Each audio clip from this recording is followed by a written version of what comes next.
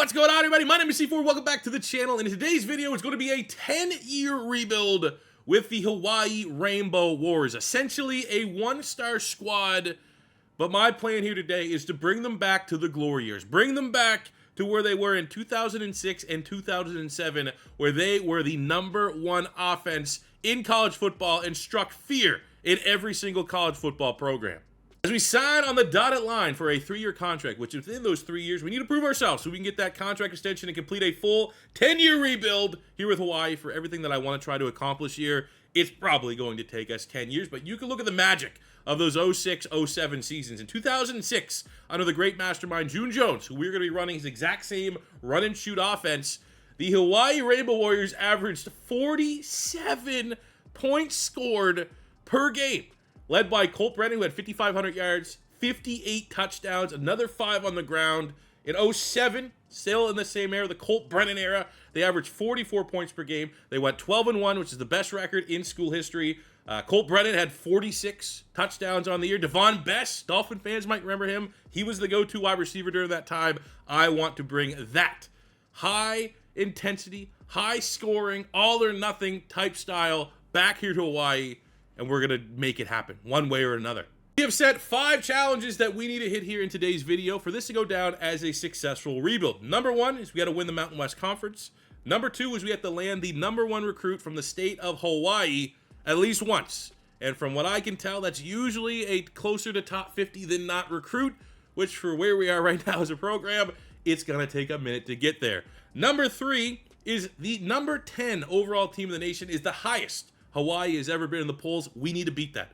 So for that to be a check mark, it has to be 9 or better. And for that to happen, we're going to be leaving the Mountain West at some point. Where we go, be it the ACC, be it the Big 12, I don't know yet. We'll figure that out. Number 4 is we need to equal the 2006 and 2017s by having the #1 overall offense in the nation at some point over the next 10 seasons. And obviously, number 5, we got to win a national championship. I do want to take a quick moment here before we get to year 1 to thank each and every one of you that have been clicking on my videos. There's a lot of college football content going around, so the fact that you want to come hang out with this old guy, very much appreciate it. We're in year 10 here on YouTube. My channel's never really had like that huge boom year. We're off to a great start here in College Football 25. I want to try to keep that momentum going. So if you enjoy the content you're seeing here, all that cheesy stuff, the subscribes very much helps out. Hitting likes for the YouTube robots. Let me know in the comments down below which rebuild we should do next. Our first rebuild was a Florida Gators rebuild. Overwhelmingly positive comments, which helped boost the ego up. But the negative ones that slipped through were C4. Why are we playing on an easy difficulty? Well, A, had to get as much content done as possible in an early access window. B, I feel like the gameplay and rebuilds are supposed to support and help grow the stories that we're trying to tell, not how good is C4 on the sticks. When you want to see that, that is going to be our main channel Dynasty. Be it a real school, we're going to wait and see what the team builder information is that drops on Friday and do a custom school. That is going to be me playing on Heisman in the grind. In my Madden rebuilds, I play on All Pro just because it does offer a challenge, especially with sliders, but it's not trying to beat the game on the hardest difficulty. In the Gators rebuild, we played mostly on varsity because, again, I just want the gameplay clips to support the story we're trying to tell. I think to meet those people in the middle ground, I think the best overall difficulty in College Football 25 right now is All-American. So we will start and play on All-American here with Hawaii. Everything else is pretty much normal. Coach XP's on normal. Injuries are off, but the wear and tear is on. We're doing 5-minute quarters with auto recruiting off and auto coach progression off. Break down the roster here in Hawaii. Not a lot of studs, which needs to be said. Starting in the secondary, not a whole lot of redeeming qualities. We do have Elijah Palmer, who's a sophomore, who's already a 78, so his ceiling is decently high. The leader of the secondary is Peter Menuma, the 82 overall rated junior out of Hawaii with the impact dev trait. The linebacking core is pretty uninspiring. Surprise, surprise, the defensive line, unless we have someone show us something, it also looks pretty rough. The highlight on the defensive line is this human bowling ball, Daniel Williams, 5'11", 330 pounds, very unique body type, bringing in with 95 strength, but old 69 is a senior, so he's not even like a fun player we can build around. He's going to be one and done. And it doesn't get much better on the offensive side of the ball. The whole right-hand side of our offensive line, including our center, is below a 70 overall. Gets a little bit better on the left-hand side, led by DeCambria at left tackle with a 77 overall rating as a junior, so we will get 2 years. Now, our wide receiver room definitely looks a little bit more promising than everywhere else on the roster we've seen so far. The sophomore Alex Perry, 6'5", still has a decently high ceiling, especially in relation to the players that we've seen so far. Steve McBride was a transfer from Kansas last year in real life for Hawaii. He went over 1,000 yards with 9 touchdowns, so he's a great, reliable veteran as a senior. The belle of the ball, if you will, in the wide receiver room is Pofele Ashlock, who as a freshman last year in real life for Hawaii, led the team with 83 catches. He had 800 yards and 9 touchdowns. Not bad for a one-star recruit, and I think this represents what we're going to have to try to achieve here in recruiting early on in this dynasty, is finding the value, finding the 1, 2, and 3 stars that are going to be able to contribute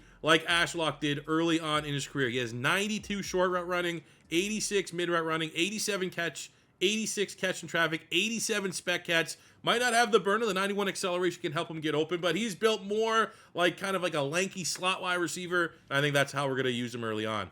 The running back room is solid.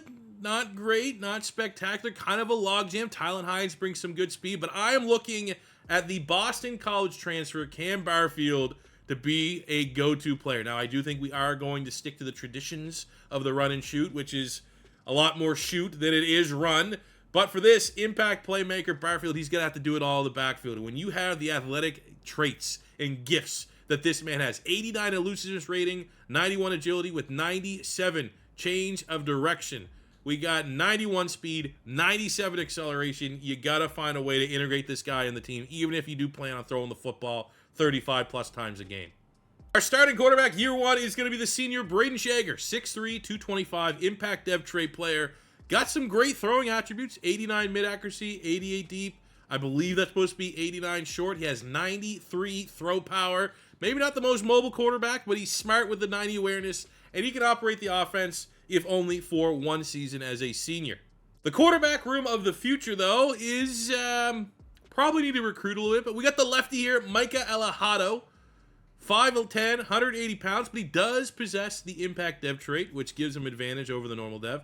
84 throw powers, not the best, but you can see a lot more mobile than what we have in Shager. 86 short throw, 82 mid throw for a freshman is... We can work with that. 87 speed, 90 acceleration. Definitely gives us some dual threat ability. Don't get it twisted. We still are going to be aggressive in looking for a quarterback in recruiting and in the transfer portal, but there might be something here. I give a shout out to Steve McBride, who gets preseason second-team All-American in the Mountain West, our only player to do so.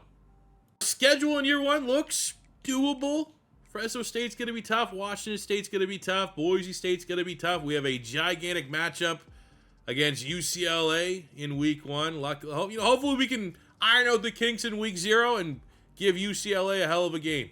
Before we get to the active recruiting, I do want to highlight for Tom Savage, we did go with a background in recruiter, and I think the most important position group for us to hammer home by bringing in some big-time recruits is going to be the offensive line first and foremost. So that is what we're going to do. And honestly, I'm probably going to go all the way to tier 3 before I start looking at any other position. As we start looking at recruiting, because we have a challenge that I want to try to achieve of landing the #1 prospect in Hawaii at some point, just to give you an idea, what does the #1 prospect from Hawaii look like? Well, we can get 5 stars. And this is number 21 player in the country, Sony Chu, who I would very much appreciate if he would stay home and help our program. We can't even talk to him, let alone recruit these players. So I think it's going to be a couple years before we can try and get a check mark on that challenge. But I definitely do think there's going to be a lot of value in this rebuild if we can dominate Hawaii and keep the best players here. Our school grades for recruiting are pretty much what you'd expect on a borderline 1-star program. D in championship contender, D in athletic facilities, bunch of C's making up most of it. We have double B's in coaching because that's what Tom Savage does, with a gigantic A+ in campus lifestyle. Who wouldn't want to live in Hawaii? As a Canadian, I've always just kind of assumed, like, why don't more big-time players just say, screw it, I'm going to go play, even if I'm good, if I'm a baller, I'm going to go play for Hawaii 3 years, maybe turn that program around. At worst, I get to live in Hawaii for 3 years. And I do like to think that Hawaii should have one of the best home field advantages in all of college football, just for the sheer amount of jet lag and travel all these people have to do to fly out to Hawaii for these road games. That's what I'm going to try to do. I want to make our home games one of the most hostile environments in the entire nation. Now for recruiting, it looks pretty much what I expected. Mostly 2 stars, a couple 3 stars. We got Mapanga and Bliss 3 stars from Hawaii, so we're going to hopefully get them to stay in state. I knew and have seen some of the complaints going around with some of the Dynasty rebuilds that have been dropping across YouTube, where if you go with this low star school, there are exploits right now. There's a patch that's supposed to be coming soon, but there are exploits where you can get the 3-star and 4-star players that have no other interest, which they probably should, but it's a bug. So these small schools, you can pretty much attract them and kind of speed run it a little bit. That's not what we're doing here on the channel. We're going to try to keep this as authentic as possible and embrace the grind and try our best to get excited over 2-star gems like Ty Brown from Paw Paw, Michigan, and Jimmy Romero from Allen, Texas. We have our 3 stars from Hawaii. Those are going to be our jewels, our crown jewels. I scouted Mapanga, has 92 strength. You can't teach that. We have Bliss, who I didn't scout because he's a 3-star, and I assume he's going to be good. And you god dang right, he is going to be good. He's probably going to be the first guy we try to sign, honestly. We need center desperately. And yeah, our week 0 opponent might have been an FCS school, but Ashlock, the big sophomore wide receiver, is the national week 0 player of the week. 12 catches, 179 yards, 3 touchdowns, absolutely feasting from the slot. And we're going to need that. We're going to need all this momentum rolling up into the UCLA game, which is arguably the biggest game the whole year. I will say, little disappointed that we only have 2 uniforms here for Hawaii, because they have some epic retro jerseys, the rainbow jerseys, which I was really hoping are in the game. Hopefully they get added at a later date. Let's soak it in. UCLA coming to town. Biggest home game in a minute for Hawaii. And one thing you are going to notice is that these stands are pretty empty. This is our floor. This is year 1 of a 10-year rebuild. Take note, mental note, because when we get there, when we arrive, it's going to be magical. It's going to be spectacular, and it all starts right now, shocking the world and upsetting the UCLA Bruins. Open drive, we got Ashlock in the slot. See if we can lead him here. That is your week 0 player of the week with a crushing drop. Ashlock in the slot. Week 0 player of the week. We lead him. That is a comical interception. 3rd and 10, try to keep the drive alive. Good momentum. We got on the outside, McBride looking every bit a 2nd-team Mountain West All-American. That guy loves it. So we got ourselves a nice slant. Coach Tom Savage knows when to call him. We're going to try to get this in quickly to McBride. Nothing quick about it, and there we go. That's just... Boo, you suck. You're on your 3rd read on a slant in the red zone. Bad things happen. But we need to finish a goddamn drive off here. 3rd and 2. Ashlock. Week 0. Player of the week. Make a freaking... C4, why do you play a harder difficulty? Because this is why! Give me that. Oh! We might need a house call this. I don't know if we're scoring on offense here today. What a turnover. And you know what? I'm going to be honest here.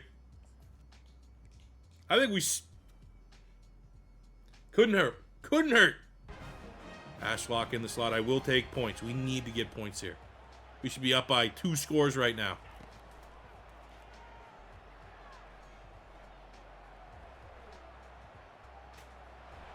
Okay. Could be late hit there. Come on, Alejado. Alejado. What a name. That's a name of a stud. That's a name of a guy that's going to shock the world against UC. We're going for it. High-low cross. Trips X nasty. That sounds like my kind of playbook. Trips X nasty to right bumper.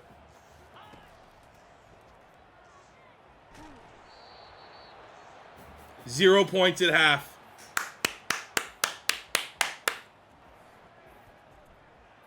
Ball. What a ball, Alejado. Ooh, look at the gap. Terrible run defense from UCLA. Red zone again. We're 4-down territory. This is touchdown or bust. There we go. Vaughn, the power back. The true freshman at Hawaii has a lead over UCLA. And there's Sturdivant. That might be a 1st-round pick wide receiver someday. No shame in giving up a score there, but now it's on the offense to seal the deal. Close this game out. Make sure this is the last possession. And no chance. Dead in the water. Huge sack by Collins at Champong. Now it's on the defense. Oh my God. Sturdivant again. We're getting cooked. Oh my God. Can't even get a screen pass off. Brutal. Yeah, there's just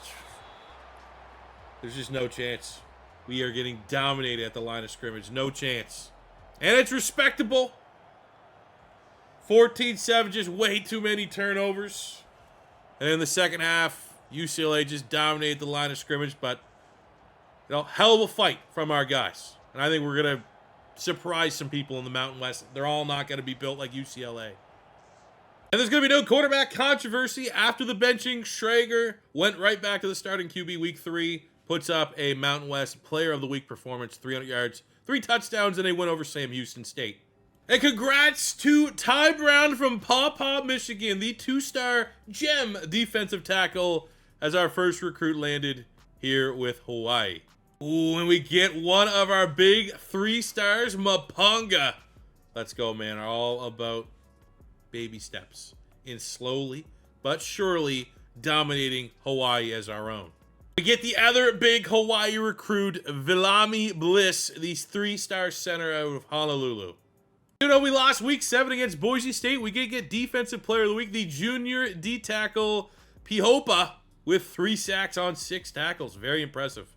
Now that our initial board has pretty much, kind of been set in stone, we've got almost all of our top target. Let's open it back up, and we got 3 more 3-stars that we are going to try and key in on. And we have Horner, the 3-star linebacker that brings okay stats. Let's be honest, it's kind of all we can kind of look for. We have Paschal at guard, who actually looks pretty decent with that 80 pass block power and 80 pass block finesse. But I think the big potential get is the JUCO LaMichael Carty, 6'3", with 94 speed, 94 acceleration. Just ignore the 71 catching. Ashlock continues his dominant season in a Week 10 victory over Fresno State with a $147 3-touchdown performance. And I'm moving on to the final, the Hail Mary stage, we'll call it, of recruiting here in year 1, and that is the remaining Hawaii recruits that are still open. We might not be able to make much ground, but they are 3-stars, and we got 2 gems. One in John Octavian, the 6', 214 safety, who has pretty good athleticism, 89 speed, 87 acceleration, 87 agility, 71 pursuit, 77 zone coverage. And we got Sam Wynn, the middle linebacker, 5'11", 228, a little bit undersized, but 84 speed, 83 acceleration, 85 tackle. Probably would be a day 1 starter as a freshman for us next year. Your 2024 Heisman goes to Jalen Monroe with one of the most mid-Heisman seasons of all time. 29 touchdowns, 10 picks. Hey, look at that. We're taking on Shane Gillis's Notre Dame Fighting Irish in a bowl game. That's pretty respectable for year 1. That was a gigantic victory for Hawaii, just falling short. 28-27 in the bowl game to Notre Dame, ranked Notre Dame, on the back of an outstanding final game for Braden Shager, 366 and 4 touchdowns. Finished the season 6-7, so not nearly good enough. 9th in the Mountain West, but nowhere to go but up.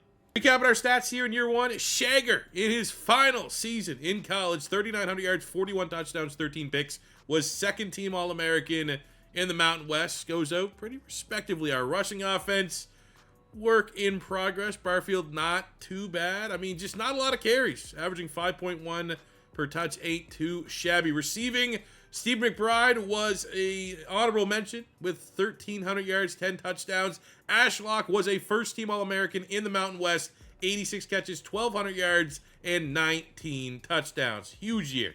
Defensively, our standout was Jalen Smith, the junior outside linebacker, 72 tackles, 5 TFLs, and 4 interceptions. We got 9.5 sacks from the junior D-tackle, Piahapa, 8 for the junior Tariq Jones, 12 TFLs, 4 sacks from Deion Washington. So our young players on the D-line stepped up, and we have pretty decent interception numbers. Stone and JoJo Forrest, 2 and 3 respectively. And improving anything is possible, year 1, SMU. the Ponies, backed with insane NIL money, are your national champions. Gives us hope. So as we watch Shagger and probably McBride have an opportunity to maybe make a practice squad, we have some players looking to transfer with some absolute brutal ones. Brutal. Ashlock, who we have gigantic aspirations that he can become a next Hawaii legend. Right up there with the Devon Besses of the world. He's leaving. Barfield, the speedy running back. He's leaving. Sinako, the Canadian. Come on! Leaving. The 71 linebacker, LaFalele, he stays because, you know, he knows what's up. But ultimately, this is, that's devastating. Absolutely devastating. Now to round up, year one, we have our final recruiting class. We're able to land one player in the transfer portal, Jay Butterfield at quarterback, a 3-star with a star dev. He's going to come in to a quarterback competition. Transfer from San Jose State. We do end up getting 3 late Hawaii recruits, 3 stars, led by Octavian, who was a gem, also has a star dev trait. We got the 3-star linebacker Spriggs. We got Cardi late, 3-star JUCO wide receiver, bringing some great speed to the position. As far as dev traits are concerned, I mean, not brutal. Dora has an impact dev trait. We got an impact dev trait on Steven. We got an impact dev trait on the 3-star center, maybe the crown jewel of our recruiting class, in Bliss, who is absolutely going to be a day 1 starter, and an impact dev trait on our first ever recruit landed, the gem 2-star Ty Brown, who has an impact dev as well. But still very much a work in progress. We finished with the 77th class overall. Coming out of training camp, I thought Butterfield, the transfer of San Jose State, with his 95 throw power, might have the inside track, but we got a huge boost. Alejado during training camp for the sophomore, now up to a 77 overall. And while we are definitely dealing with an elephant in the room for my personal play style with that 84 throw power, I think the juice that we saw in the UCLA game, I think this is his team. When we close year one, as far as coaching abilities is concerned, Tom Savage is now level 13. All of our points have gone into recruit. We're now maxed out for wide receivers and tight ends, O-line, D-line, linebackers, and DB. Not super concerned about quarterback. I will be a little bit if Alejado decides to transfer, like all of our good players kind of decide to do after year one. But I do think we have a quarterback in place. Running back, we're going to slowly work on that. But I do think my priority now might be, the next 10. Let's unlock tacticians, slowly upgrade that with the idea of the long play eventually being able to unlock strategists and continue to make Tom Savage a recruiting monster. Year 2 for Hawaii, and our ratings are up. Our overall 80 offense, 81 defense. I think, honestly, the biggest jump is our offensive line. Our offensive line last year was not particularly good. We're led by DeCambra, who's up to an 80. We got 76, 76, 75, and 74 across the board. Where last year we had a lot of guys that were like mid-60s. So that is definitely going to help. Big question is going to be the quarterback spot. Alejado. That's probably going to be the silver lining this year. I don't think we're going to be challenging for any of our challenges. I don't think we're going to be challenging for the Mountain West. I think this is very much going to be a work in progress. Hopefully we can find a good recruit or two. But I do think the silver lining is Alejado. We have a very good offensive scheme, I believe. Can he perform? Is he going to perform? But hopefully not good enough where he leaves us like our last couple good players. Tylan Hines is now our starting running back, and he does have pretty good juice, all things considered. 78 catching out of the backfield, 91 agility, 86 ball carrier vision, 92 speed, 95 acceleration. The senior is going to have to be very good. After losing Ashlock in the portal, though, that has absolutely decimated the upside in our receiver room. We're led by Alex Perry now, 79, 6'5", deep threat, even though he has 87 speed. I think Cardi, who was one of our 3-star JUCO transfers at 6'3" with 94 speed, 94 acceleration, we're going to bump him up the depth chart, and he is going to be a starting wide receiver for us. Defense is about the same, but the biggest group in terms of growth was the offensive line, led by DeCambra as an 80 overall. We got 76, 76, 75, and 74 across the board, where last year a lot of our offensive line was below a 70 overall. closer to mid-60s in some cases. So the O-line is a lot better, but we've lost 2 gigantic skill position players in the offseason of the transfer portal. So is the good O-line even going to matter? Are we going to have targets that can facilitate the offense? I'm prepared for this to be a rough season. Our schedule is definitely a step up with matchups against Stanford, Arizona, ranked Minnesota as far as preseason is concerned.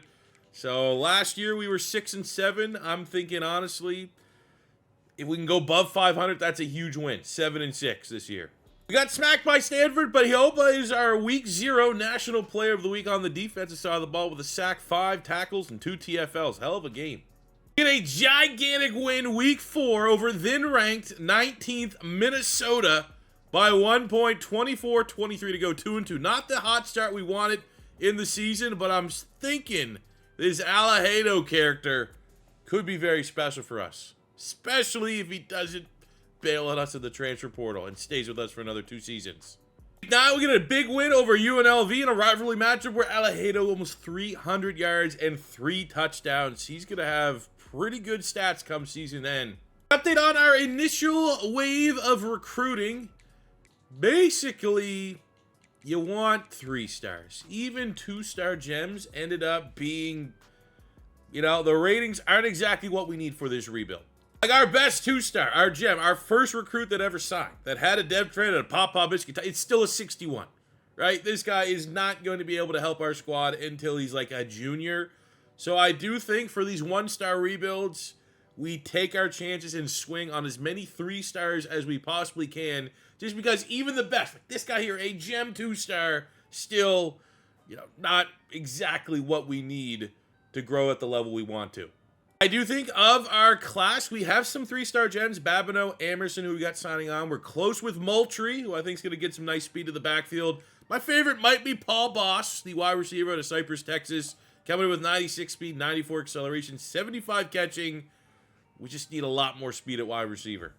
In year 2, we make the Mountain West Championship, and we have a ranking just creeping in with the number 25 spot. We beat Boise State in the Mountain West Championship, but we go 7-1 on a 6-game win streak to close out the year.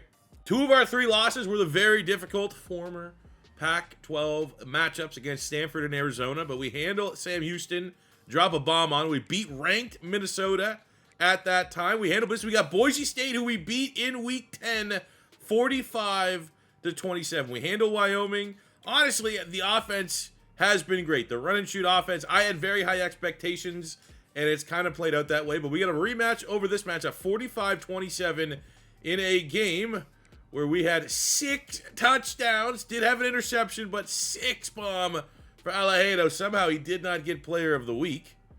Who else played well? Rushing numbers were all right. Crowdis, 3 touchdowns, 3 for Brazil. Defensively, we had 2 interceptions from Sherrills. All right, not bad from the freshman. I feel like it's a good time to hop right in. Get Hawaii a Mountain West Championship. Get our first check mark of our 5 challenges to accomplish here in our 10-year rebuild. In our most productive D lineman of the rebuild. Let's see if we can win our matchup here. Unfortunately, we get chucked to the ground. And that was very much they have better players type play.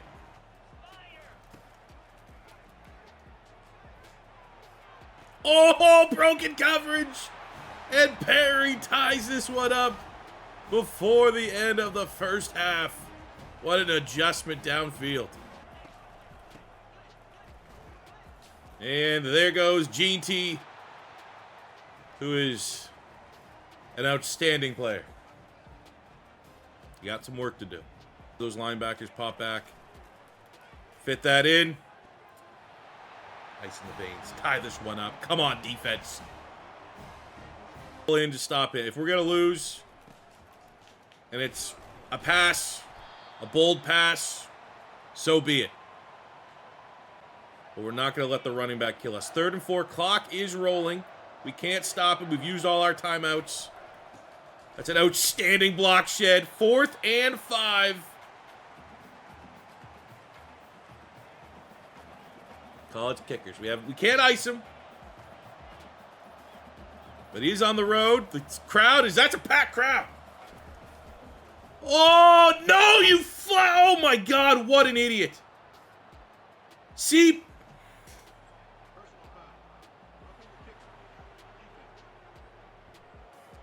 That just cost us the game. Oh, they take the point. They take the points. What? Play. Who wants to become a Hawaii Edlinge? Oh, look at that. That's a great ball downfield. What a throw by Alejado. Clock is rolling. Brutal. First down, I thought stops the clock, but I guess not. Good about.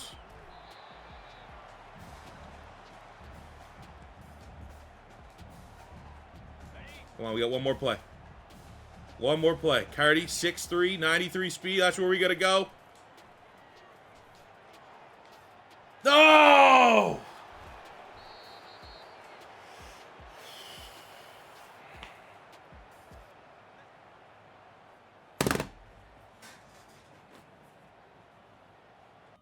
Heisman Trophy winner goes to Cade Klubnik. 42 touchdowns. Not bad for the Clemson senior quarterback. And they sure love throwing us against Michigan. Would be cool if we had a chance in any of these bowl games. Last year we got in a bowl game against Notre Dame. Severely overmatched. This year we get a game against Michigan where we are severely overmatched. And we keep it respectable. We get 13 points in the fourth quarter to lose 28-20. And hopefully this is like enough of a stinker game that Alejado doesn't leave in the portal. Because overall in the season, man, we have something special here in Hawaii with our offense. 4,600 yards, 43 touchdowns for Alejado. Did have 13 picks we want to cut down on. He also is a dual threat, 600 yards on the ground with another 6 touchdowns. And honestly, last year, our two best skill position players, our starting running back and Ashlock at wide receiver, they just instantly left, no chance. And if that is the theme of this low star rebuild, and I mean that is kind of realistic, but we need our good guys to commit. We need our best players to stick around. I mean, look, we got 3,000-yard receivers. Brazil, the freshman, 1,300 yards, 16 touchdowns. He's only 73, so I expect huge growth. Now, it's not similar to Madden. Like, if this was Madden, this guy's 73, puts up this type of year, he's going up depth trait, and he's probably going to be like a 78, 79, something like that next year. Not always the case in college football 25. I think that a lot more of that is tied in to your coaching trees. And if you go, say, like Tactician, or you go for any of the XP boost, where we have clearly gone the recruiting path. Alex Perry, the junior, 1,200 yards, 10 touchdowns. Crowdis, the senior, with 1,000 yards and 10 touchdowns. Defensively, we have Kai Shirley, who was our nickel, I believe. 100 tackles, 5 TFLs. We got 7.5 sacks from Jalen Smith, 5.5, and 11 TFLs for Pihapa, who's been our most consistent pass rusher of the rebuild. A great 5 interceptions by Fabian Ross, the 84 overall rated corner. Another guy add to the list of please don't leave in the portal, please. Get an all-timer in the national championship here in 2025 as Georgia beats Alabama 35-34. Kind of looking at some of the schools there. Boise State, by winning the Mountain West, got themselves a ticket as the 12 seed. Makes you wonder, man. That game went a little different. How high would have Hawaii jumped in the polls? And what we have just done in the transfer portal is future-proof the quarterback position as we land former 5-star recruit who's kind of gone through the ringer a little bit at Ohio State, now regarded as a 3, but originally was a 5 in Julian Sayin. We really used the momentum of this season to do our work in the transfer portal as we land a 3-star linebacker at a Baylor in Kamari Smith. We get 3-star linebacker Pettis from Nebraska. We get 2 3-stars, 1 a top 100 player in the portal, Ryan Otten, the tight end out of Oregon State. Shelton is a top 100 player at corner, likely a day 1 starter. And then Sayin, the freshman, is our insurance policy and future successor to Alejado. We were 77th overall class last year. This year up to 68, so that is a realistic improvement. How about a training camp to start year 3? A huge win for us was keeping Fabian Ross, who had big-time interception numbers last year. He's up to an 84. Also laid Alex Shelton into the portal, who's up to an 80 overall, and while slightly undersized at 5'9", he is a big-time speedster, 96 speed, 97 acceleration. We got a monster on the D-line. Dev trade could be better, but Lega Fuina, the 6'4" pass rusher, is a sophomore, 82 rated, 79, 85 strength. We got 84 tackle, 87 pursuit, 97 awareness. This is a very, very intelligent player who has a great chance to be double-digit sack getter. Offensively, we had gigantic growth from our freshman who was redshirted last year at left tackle, and Fosha, who's up to a 79 overall, so his ceiling is very high. We landed Otten in the transfer portal from Oregon State. He is going to be a big-time target for us. The impact playmaker, 6'6", with great hands. Now, I highlighted that the training camp is a little RNG based, also tied to how your coaching tree is flushed out in relation to earning XP. But like, we had big time numbers for our wide receivers. Brazil didn't get a lot of development, right? But we did in Alex Perry, who legitimately looks like a great wide receiver one in the Mountain West. And although we landed Julian Sayin in the portal, who it says he's a 3-star, but like, I'm pretty sure 24/7 has him as a 5. He was a big get for Ohio State. I'm not too sure what's going on there. Is this the same guy? Is this like a twin stunt double? Because I also expected him to have a much better dev trait, even though we did bring him in, and that's a great spot. 79 sophomore. Alejado took massive strides during training camp.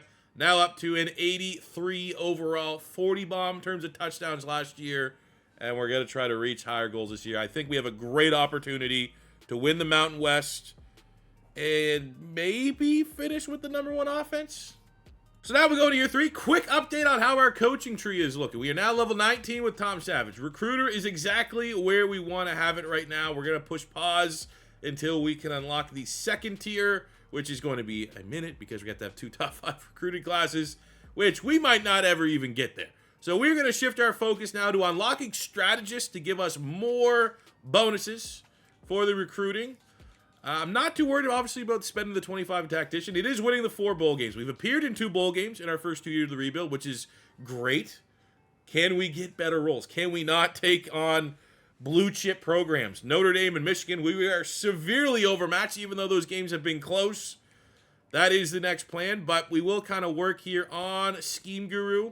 We could also spend some points in Motivator, which is pretty good for XP. But I think right now we will go into Tactician. I do want to continue just to beef up the offensive line. That's clearly an area of concern. I also think we could go quarterback. But kind of looking at where our defense is at, I think we just build all in the trenches. Going into year 3, quick picture at our initial recruiting class. Got a couple gems that I really, really like. Dom Swain's probably my favorite. The JUCO sophomore wide receiver, 6'3" with 97 speed, 95 acceleration, 76 catching's not the best, but the 76 deep out running for our school, he would come in again and challenge for like a wide receiver 2, likely at worst a starting spot day 1. We also have a 4-star that had us as their #1 school. Of course, our first opportunity at a 4-star. He is a bust, but Caleb Gessner at tight end out of Arizona still is pretty solid, all things considered. 6'3", 225. A little bit undersized for a tight end, but 84 speed, 87 acceleration, 83 catching. That's real nice.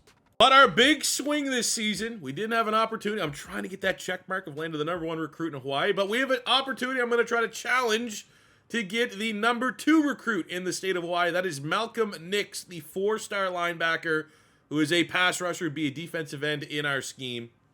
As you can see, stats are pretty good. 82 power move, 83 pursuit, 88 acceleration, 81 speed, 81 strength. I definitely want him. We're setting the house, and we're going to see if we can get into his top 8. Brutal. 3 weeks into the recruiting cycle. Deal breaker for Malcolm Nix. Oh, we had him right there. Brutal. We land our first 4-star recruit, bust or not. Welcome, Caleb Gessner. Well, year 3 didn't go exactly the way we wanted to. 7-5, not in the Mountain West Conference. We did get our contract extended for another 5 years. Finished 5th in the Mountain West, which it was competitive, man. UNLV 7-5, Fresno State 8-4, 9-3 for Nevada, 10-2 for Colorado State. And you have those goddamn Broncos up there sitting pretty, 7-1 in the conference. I mean, for us, losing week 0 to Florida International was not a hot start. Virginia's a tough assignment. We did beat ranked Arizona 28-25, easily our best win of the season. Lost to Nevada, beat Fresno State, lost to Boise State, beat a 7-5 UMass. But ultimately, the only win that we can get this year is we need to win 4 bowl games to unlock the coaching tree that we want. I feel like we have a good opportunity to get at least one of those 4 here this season. With the rare wide receiver Heisman winner, Antonio Williams, 91 catches, 1,300 yards, 25 touchdowns. Jesus. There we go. That's what we needed for a roll. No Notre Dame, no Michigan in the bowl game. We get a very winnable one here against UNLV. We're going to play the moments here. Should be able to beat UNLV. Good program, going to be honest. They were very close to being the rebuild today, but I decided to go with Hawaii in honor of Colt Brennan and everything he's done for the program of my channel. And Hawaii strikes first, trading field goals. Very low scoring defensive battle. UNLV gets the first touchdown. We're able to tie it up. 10-10 going into the second half. Quick score from UNLV. Oh my God, they're piling it on. Oh my God, dude. Well, we're going into year 4. Hopefully something goes right for once in this rebuild. Year 4. First 3 years, throw it in the trash. Our stats goes on year 3. Pretty impressive still from Alejado. 4,100 yards, 34 touchdowns to 10 picks for the junior. We also was our leading rusher with 600 yards and 4 touchdowns. Receiving, Alex Perry, the senior, goes out on top. I mean, he might have a shot at getting drafted lower rounds, likely. 94 catches, 1,300 yards, 10 touchdowns, average over 100 a game. Brazil with 1,000 yards, 6 touchdowns. He's a guy that's produced back-to-back years. Just hasn't got the big-time training development. Hopefully he gets a good role this offseason. Jackson was solid. Plummer was solid as well. But those are all seniors, so we're going to have to replace that production going into next year. Tyreek Tate led the team with 97 tackles. We got 6.5 sacks from Ali Swede. And our interception numbers were brutal. As we close out year number 3, our recruiting class, we're starting to get that return on investment on investing all of our staff points so far into recruiting. We land our first 4-star. We get 19 3-stars, and we get our first top 50 recruiting class. We finished better than North Carolina. We finished better than Colorado, better than Nebraska, better than Florida State, which is absolutely huge for the state of the program. We land some nice star dev trade player. We have the athlete Roseboom star dev, Castellanos, Smoker, who we landed in the transfer portal. Swain and Booker are the big 2, man. These are big time. I mean, Swain is coming from the JUCO route, but he's a sophomore, 6'3", 97 speed, 95 acceleration with the dev trait. Booker at a high school, 95 speed, 93 acceleration with the star dev trait. Absolutely gigantic. We got some impact devs along the line as well. The only real bummer is our first 4-star of the rebuild, Gesner, was a bust, and he also did not roll a dev trait. From training camp, one big winner on offense and defense, Laga Fuaina, the defensive end. He was like an 82 last year as a sophomore. Didn't have big-time production. I think this year he takes a massive step up as he is probably the highest-rated player we've had so far in the rebuild, sitting at an 88. On the offense side of the ball, gotta be the quarterback, Alejado. And it's not so much his base rating, it's the fact that his throw power jumped up from 84 to 90 in the span of 2 seasons, which is gigantic, but that's what happens when you're working with a QB guru like Tom Savage. Still are struggling big time to develop our wide receivers. Like Brazil has back-to-back 1,000-yard seasons, not getting the development we need. Paul Boss, the wide receiver, 96 speed. He's going to have to be a huge go-to target for us. I mean, also didn't get the great role on the rookies. Swain, I thought, the gem with the dev trait, I thought he was going to be 70+. He's only 68. Booker, the other young wide receiver that we're optimistic about, still ceiling for sure, has the dev trait. Very low starting point. Not going to be able to contribute as much as I thought he was going to be as a freshman. So now that we're into year 4, I feel like we've paid our dues with like the grindy recruiting. I'm going to go with a slightly different approach. I mean, it's very much appropriate that we can get the occasional 4-star, I think, with where we're at with our program. 2 straight seasons, above 500 record, competitive in the Mountain West. But I'm going to try and swing for a couple more and by couple, I mean literally, I got 2 4-stars that I'm trying to get in play for. But ultimately, my logic is we got to go for quality over quantity. The last couple years, we've got a lot of 2s, some low 3s. These guys are coming in as like low 60s. They are not going to move the needle for this Hawaii team. So I'm starting to think maybe an even lessened scope, like trying to get maybe just 10 players, be it 3 and 4 stars, to start to sign on to the program. And we're looking pretty decent right now for Jeremy Knight, the 4-star diamond, the wide receiver, 5'10", has really nice attributes, 96 speed, 95 acceleration, 92 agility, 79 catching. And we're going to try to land Nealon. We actually need a new starting middle linebacker going forward. Obviously, we can land him. He's likely going to be a day 1 starter for us. But it's going to be tough to try to surpass A&M. We are really competing with some giant schools here. And then we follow that up with a loss to FCS Northwest.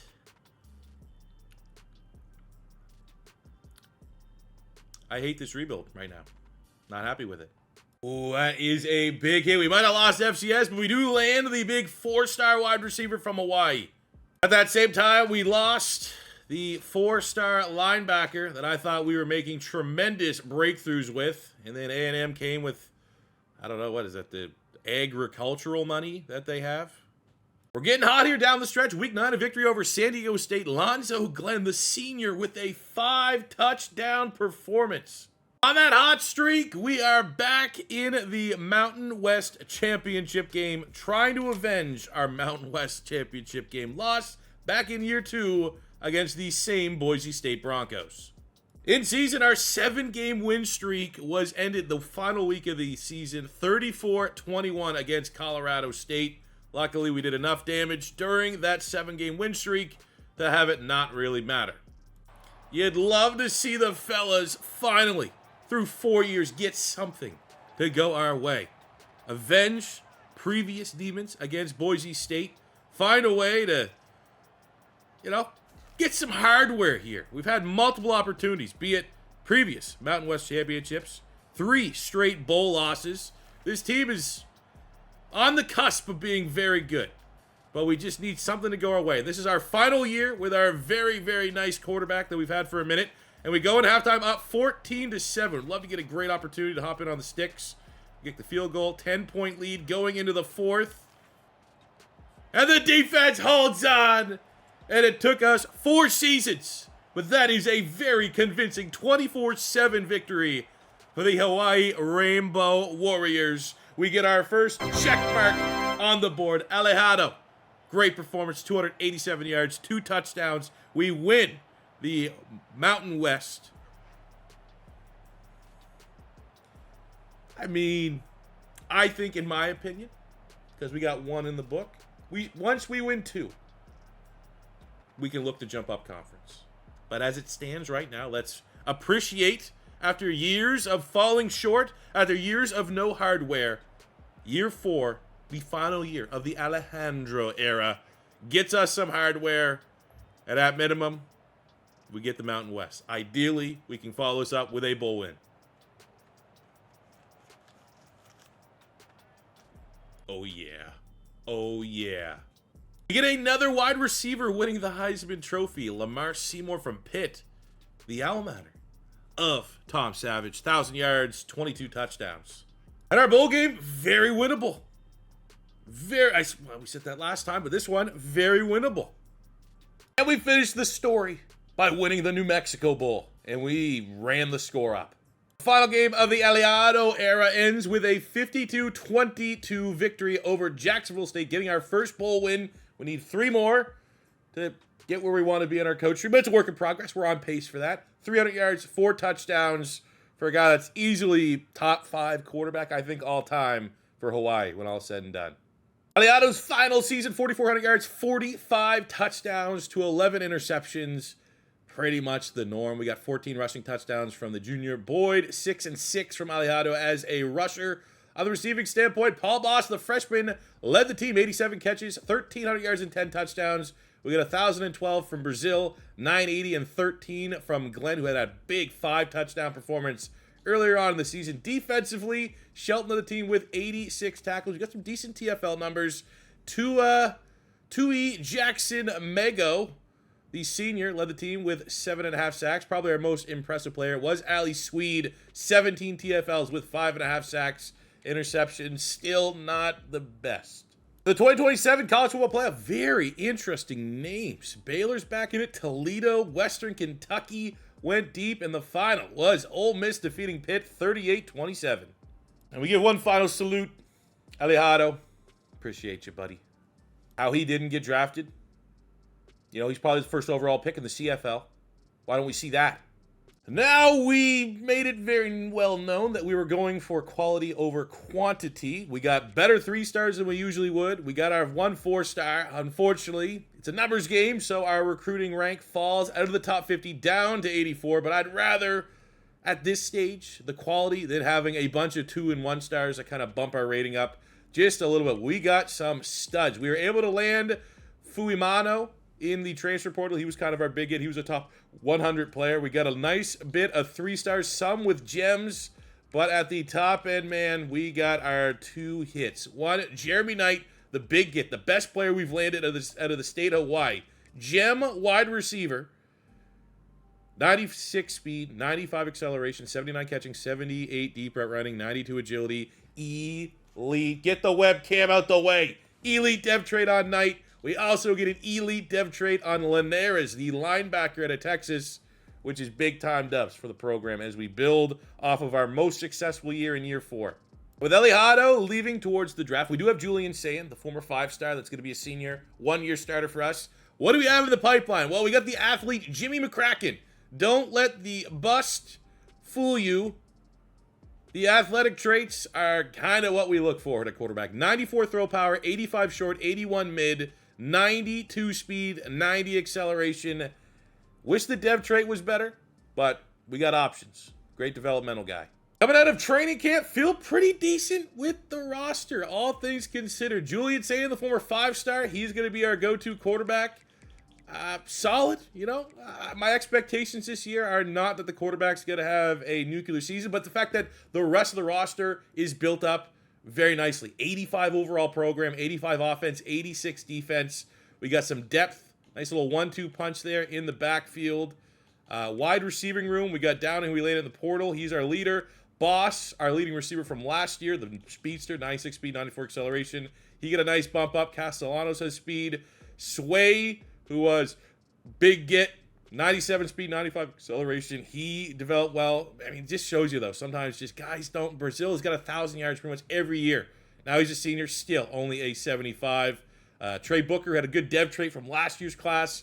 Big speed. He had a big step up. The O-line is where we really want to prioritize. Kind of what we put our foot in the ground for year 1. I'm going to fix the O-line. That is where we're at. Led by Faucha at left tackle. 85 overall. Don't look at the footwork. He is a powerhouse with 99 pass block power. But we have 85 at left tackle, 85 at left guard, 80 at center, 86 at right guard, with an 80 freshman waiting, trying to get on the field. A 79 sophomore starting at right tackle. Very high ceiling there. The defense, I was hoping we were going to get our first 90-plus player, but we got pretty dang close here. The D-line is the strength of the defense. Look at Ty Brown, our first recruit we ever landed. The 2-star gem has developed nicely, sitting as an 84 junior. Linebacking core is not a strength. It's not necessarily a weakness. Secondary is good. We might not have the depth at corner that I would prefer, but the safeties are on point. Sophomore 83, freshman 80, junior 82. I think we went 11-3 last year. Won them. I think we could win another one and finally leave and go to a bigger conference this season with this team. Our coach, Tom Savage, I was sitting on a decent nest egg of 60 credits. It's just, it doesn't make sense. It's the bounce. I got to figure out what's going to be the best kind of, for a rebuild anyways, copy and paste kind of build for a head coach. Because I was just like, I'm just going to sit on all my points, get our 4 bowl wins, and then we're going to have probably 100-some points to go all in on strategist. Is it worth it to have like a couple seasons worth of just not spending our points, not getting any better? So what I did reluctantly is I spent 25 points, 10 to unlock it, 15 in motivator. Like, I don't need any of those. We're not having any players drafted in the top 3 rounds. I'm not overly concerned with, I mean, the tier 3 in motivator is huge. The off-season training boost definitely will help. We've complained about lack of off-season training boost, especially for the receivers. Maybe I'll spend to get that in particular. But at this point, Architect is still pretty good. You know, I'd rather open this up and spend our points than I think save and not spend it all while we're trying to win 3 more bowl games. That's kind of my thinking. I'll say every year we start a recruiting board, and I'm going to tell you right now, we're going to take a big swing, even though our deal breaker's kind of close, on the 4-star.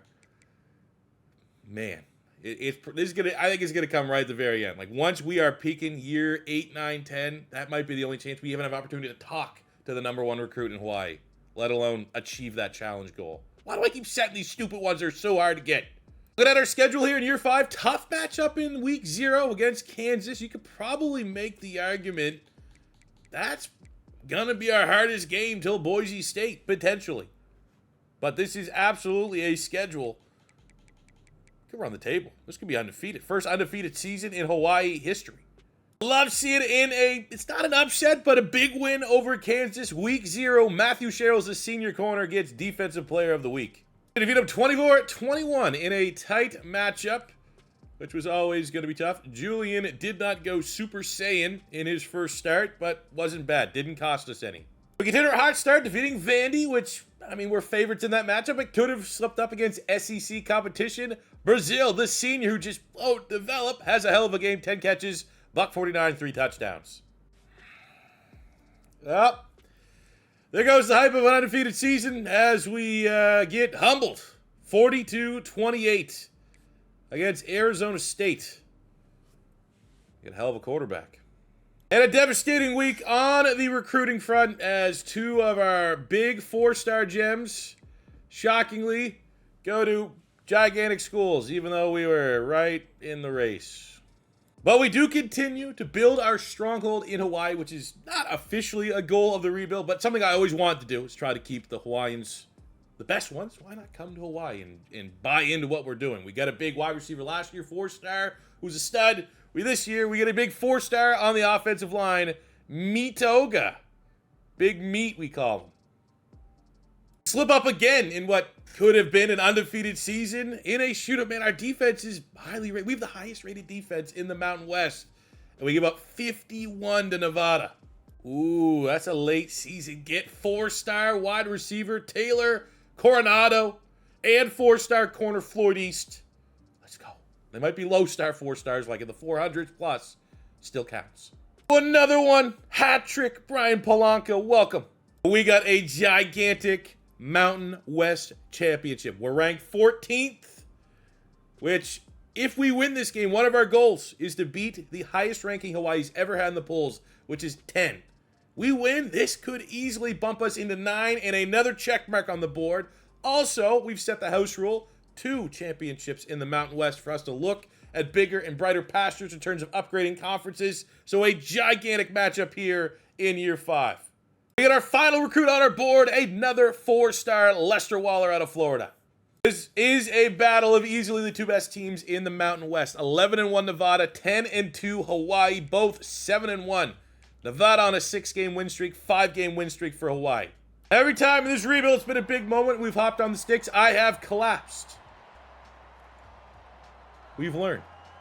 We got Super Saiyan at quarterback. This is it. We're gonna finally pull through for the guys, for the fellas, and get this team to, I don't know, ACC, Big 12. I don't know yet. We'll see. Got to a point where our offensive line is a strength, and we are using every bit of that strength. Julian Say gets popped as he gets hit. Huge catch by Castellanos. And that is 1 offensive drive for Hawaii, 1 touchdown.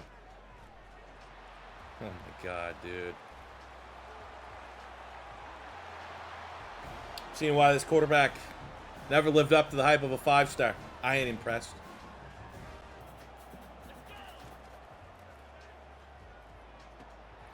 Fuck! This guy sucks!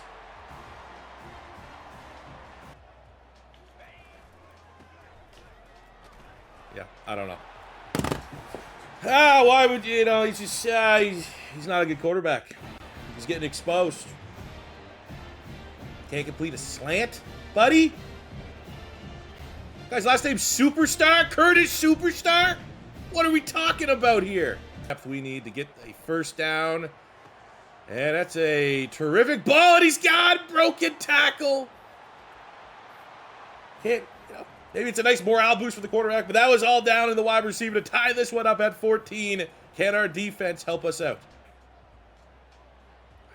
I don't know. I don't know what they would do if they would attempt a log field goal or not. Let's at least get them to that situation. And it is going to be a call. They're going for a field goal. Need to keep our timeouts. Don't really need to worry about icing them. College kickers. Man, the amount that it's a bug. There is an absolute bug in this game of running into the kicker. That's twice I've shown clips of field goals, and they're fucking us every time. Why?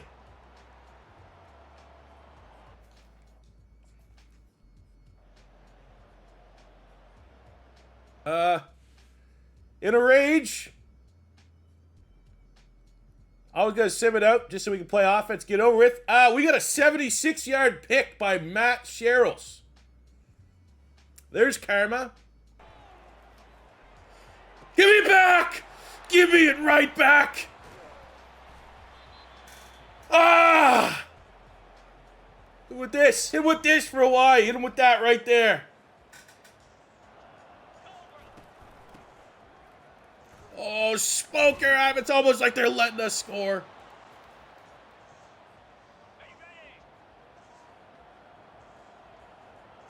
Come on.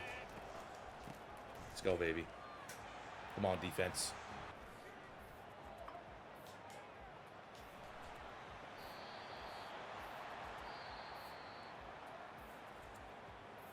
Let's go, baby. I gotta think what conference has got to look best on Hawaii. Back-to-back Mountain West champions. And we have a chance right here to get our best ever school ranking if we can go above number 10. But hell of a game by Smoker. They robbed us. 12th? 2 spots? We get another opportunity to celebrate the great performance from the senior John Smoker. I don't know how this works, but we're the 2 seed? What? What? Okay. Okay, this is going to be rough. We'll hop in at times. Especially if we could shock the world. But Oregon is very good. They have the Heisman Trophy. We score first. 3-0. 3-3 trading field goals. It is an ugly matchup. Oregon does get the first touchdown there. We are settling for field goals. It's going to take a lot more than 3 straight field goals to shock the world and upset Oregon.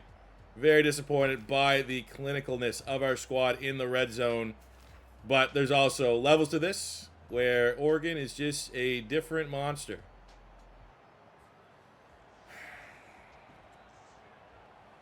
Hell of an effort, fellas. Let's be honest, though. I didn't expect us to make the playoffs. We, as a team, were kind of hoping we'd get a more manageable bowl game so that we can work on getting our 4 wins in the bowls to upgrade our coach tree. But good experience. Definitely one we're going to learn from.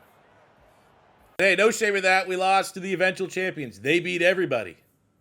Statistically this year, Julian Sain made the most of his opportunity. First year as a starter, 4,500 yards, 43 touchdowns, 16 picks. I mean, we're just in a very potent offense here, which it almost feels like any quarterback, as long as you have some grasp of the offense, you're going to have a chance to go over 40 tuds. Running the ball, Smoker. I mean, not a great year, but popped off when we needed him to in the championship game. Downing, 1,200 yards, 14 touchdowns, 1,010 for Paul Boss. Almost 1,009 for Brazil, who's been very, very consistent for us as he enters his final year. This is his final year. 7 sacks from Ty Brown, our first ever recruit. Love seeing that. Kane DeVries with decent sack numbers. Octavian at safety led the team with 4 picks. I'm shocked, though, with some of these names that none of them are getting projected draft picks. Cheryl's got a bunch of picks. Laga Fuina, 88 overall. Thought there was an opportunity there. Smoker, crushed it. He could be a great late-round pick for somebody. Hey, there we go, our first draft pick. Hell yeah. Lester Lazani Lagafuana. Yeah. That'll do. Right as the program is peaking, the recruiting is following along with the on-field product as we finish with the 38th recruiting class in the nation. A couple nice transfers in the portal. All 3 stars, but coming from big schools. Arkansas, 2 from Iowa, 1 from West Virginia, 1 from Utah, stealing one of Deion Sanders' boys. Not a lot of crazy highlights, though, from the class. We did get in the portal Alba, the quarterback with a star dev trade, who's literally good at everything, which certainly is nice, and he's only a sophomore, which helps. We only did pull in one elite player, though, was the 4-star guard, Brian Polanco, with the elite dev, already coming in out of high school. 92 strength, 88 impact block, 81 run block power, an absolute brick shithouse.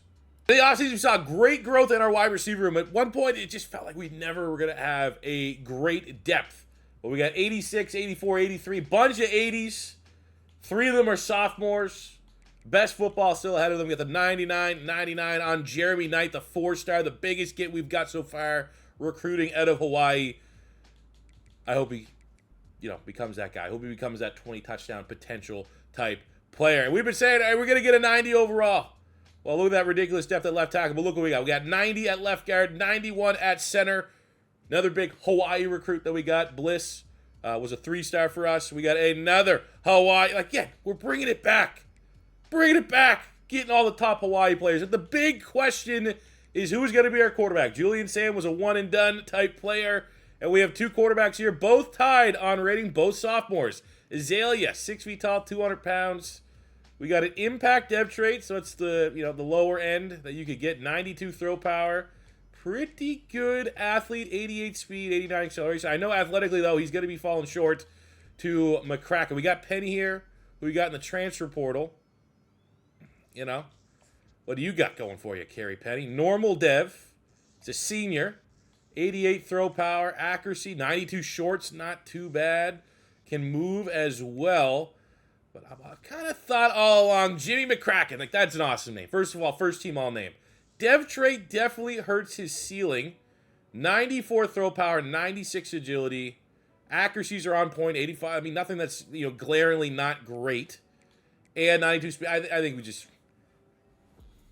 Jimmy McCracken.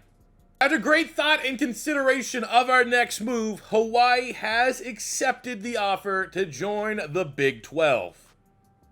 But recruiting so close yet so far away, trying to get the #1 player in Hawaii. Wish there was a push because they both look great. But you know what? We'll try to get #2. Until we can get #1, we'll practice getting #2. So our expectations are optimistic. We open the season as the 15th ranked team in the nation with our goal of, at some point, being higher than top 10 ranked. That is in play. But the jump up in competition, we got Arizona FCS. That could be 2-0. Arizona's not bad, not a pushover. But we kind of own week 0. We can hang with Kansas. Houston's doable. West Virginia's not particularly good right now. Colorado, Utah, Iowa State, Baylor, UCF. Kind of the last October, November's got to be tough. But I think if we can hit the ground running, expectations still, we got a brand new quarterback that's below an 80 overall. You really only go as far as your quarterback will take you, which is, a little bit of John Madden analysis, but that is pretty much the case here. But we do have a great scheme, and I would just like to say, goal for this year is start hot and see if we can somehow get the old check mark on the rankings and get #9. We're just going to get #9 once. We start the season out with a victory over Arizona, where Ty Brown, the first ever recruit that we got on this rebuild, he is finally starting to pan out. The gem, 2 sacks in a TFL. It's week 0, no one else is playing, but we will run up the Big 12 awards in our first ever game as a member. The back of a 5-touchdown performance by the sophomore Jimmy McCracken. If we could beat Kansas, we have now equaled the all-time highest poll position for the Rainbow Warriors at #10. You gotta figure if we can beat Kansas, we'll get that check mark. Well, we got ourselves a tight game. Back and forth for a little bit, but it's all field goals for Kansas. Touchdowns for Hawaii, up 35-9. What the sim play, it's not going to screw us over, I don't think. 42-16. Garbage score there from Kansas. They scored quick, but Hawaii is not messing this up as we handle business against Kansas. 49-30. A lot of those were garbage time points for Kansas. And now our fate is in the hands of, newspaper people. But look at that, man. McCracken, 9 touchdowns in 2 games. What a beast. Let's go, baby. 8th in the nation. We have officially achieved the highest ranking ever for Hawaii as a college football program. Hey, Schedule does get a lot tougher. We won the games that we were expected to win, but we'll take the check marks wherever we can get them. Now, I don't like how our team, as soon as we got our ranking, absolutely crumbled under the pressure and lost to Houston, but here we are. And I guess this is the Big 12 bump as we land our first ever 4-star quarterback recruit, Eric Dove out of California. In the same week, we miss out on 2 of our top targets, Leo Hatchett, who was a gem running back, and Malachi Tubbs, a 4-star wideout, which I mean, the running back's painful because I think we do need to inject some youth into our running back room. Hatchett had a bunch of speed. That's the way she goes. But we do end up getting the number 2 recruit from Hawaii, so we're keeping that pipeline strong. Holy. Did not expect us to be first in the Big 12. Thanks to the conference standings and not so much the overall stand. I mean, I thought we were 8 to 9 wins. I'm right on line with where we're at. Oklahoma State. I mean, you look at our rankings. I mean, outside of like Baylor, we are the strongest team in the Big 12 on paper. We just got to start believing in it. I just assume it's going to be a rough one. But they don't got Ollie Gordon no more. You know, I just assume Oklahoma State is further along as a program, but we are better offensively, better defensively. Why not Hawaii? Expectations for me, though, still are, you know, I just want to be competitive in the Big 12 in our first year. We end up not having the best record, but because of tiebreakers and how things are decided, first up, and look at this performance so far. I mean, I hate the fact we just had to settle for 2 field goals. 2 field goals is brutal. We go at halftime up. First touchdown of the second half goes to Oklahoma State. They get 2 straight, and the wheels have complete. I mean, that was a difference maker right there. We had 2 opportunities to get 2 quick scores in the second quarter. We had to get 2 field goals back to back.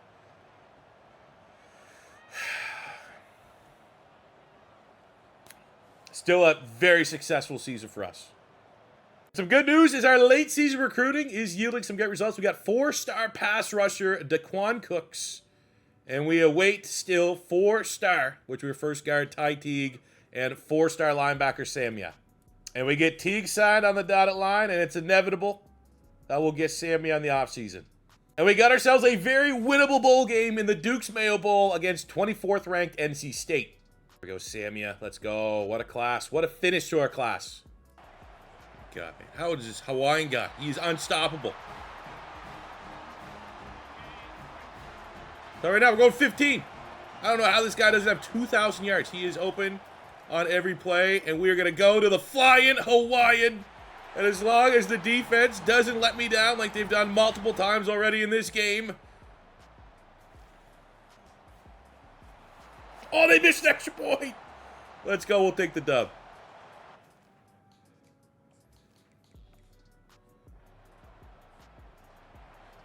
Let's go. Epic Duke Mayo Bowl and a breakout for the sophomore Flying Hawaiian Knight.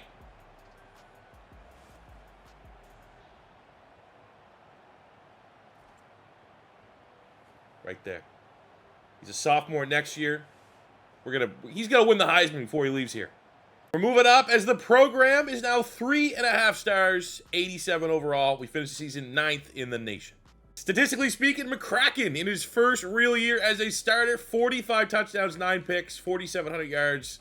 The scheme and system are undeniable. I kind of heard murmurs that the run and shoot was pretty dang good, and it has been very good. But I also think, you know, if you look back, our only rebuilds we've done are this one in Florida, and Florida was ridiculously overpowered. But if you look anywhere on Twitter right now, I was just early because I had early access. Because I am, you know, in a little bit of Florida Gator Twitter, all the people that are Gator fans who get their hands on the game are just literally like, Eugene Wilson gets 5 touchdowns a game, and we're getting 50 bucks. Florida is overpowered. Hawaii is overpowered. McCracken, hell of a first year as a starter. Didn't give as much production as I thought he would on the ground. He's a true dual threat, but not the end of the world. We had 3,000-yard receivers, 16 and 14 for Dom Swain, 12 and 11 for Trey Booker, and Knight needed that bowl game to go over 1,000 yards, but I think future is very bright. And all these guys are going to be returning next year unless they leave in the portal. If they do that, they're dead to me. Defensively, Trevor Gaffney, the safety-led team with 102 tackles. We got 11.5 sacks from Tyler Babineau, 8 from Ty Brown. Love seeing that, man. First recruit we ever landed. Developed into a hell of a player for us. And while we don't have like a one true ball hawk, those interception numbers ain't brutal. And the team that defeated us in the Big 12 championship, Oklahoma State, went on and won the whole thing. So, much like last year, team that can beat us in the postseason is a team that was the best team overall, and we just ran into it at the wrong time. We get our second drafted player of the rebuild, Kane DeVries, the outside linebacker, going in the 6th round. Tell you what, though, not a great start to the offseason. This might be the worst available pool of players I've ever seen in a transfer portal. We'll go after the 1 3-star, but gross. There we get him.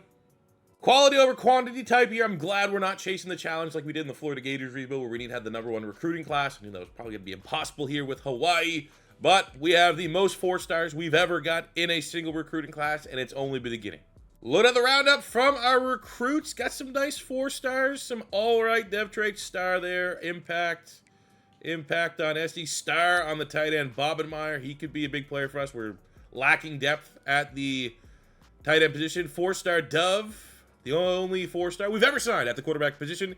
Gets an impact depth trait. Could be better, could be worse. But we do get an elite. And that is landing the #2 player in the state of Hawaii, Vaiabua. He's going to be a beast.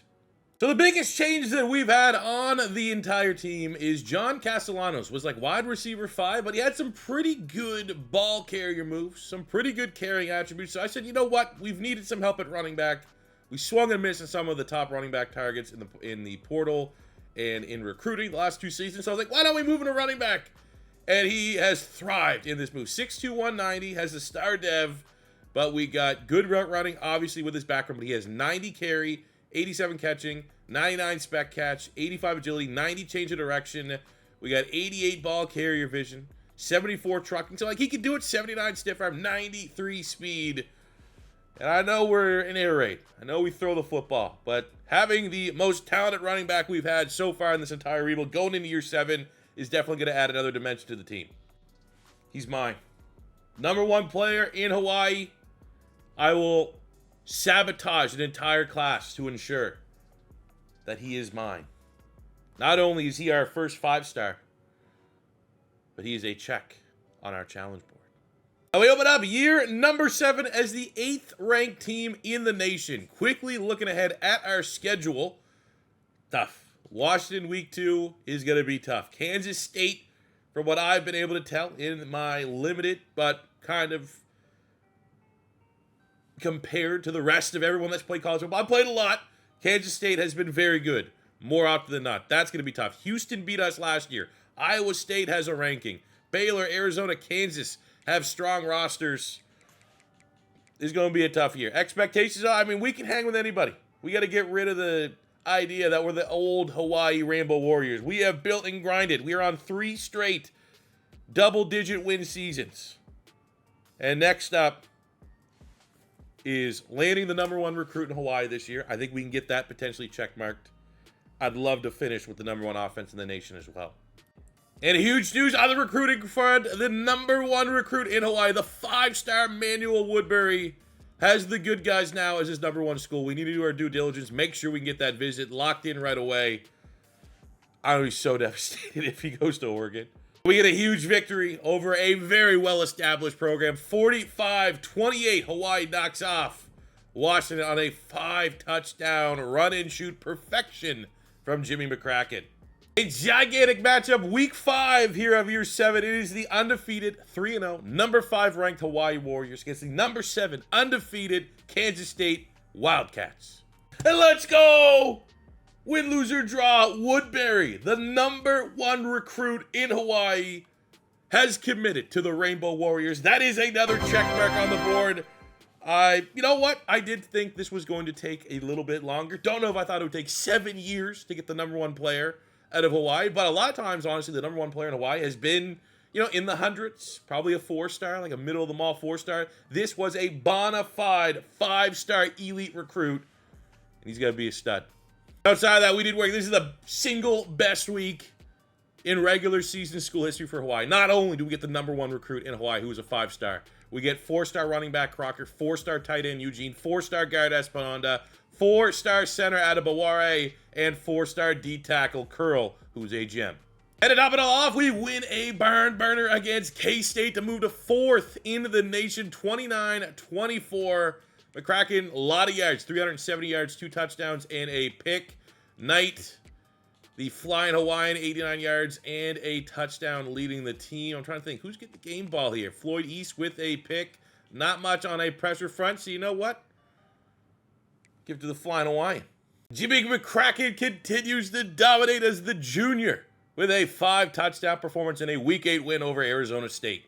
Oh, man. End of year 7, and what a Big 12 championship game we have on our hands. We lost twice all year, once to UCF 35-21, unacceptable.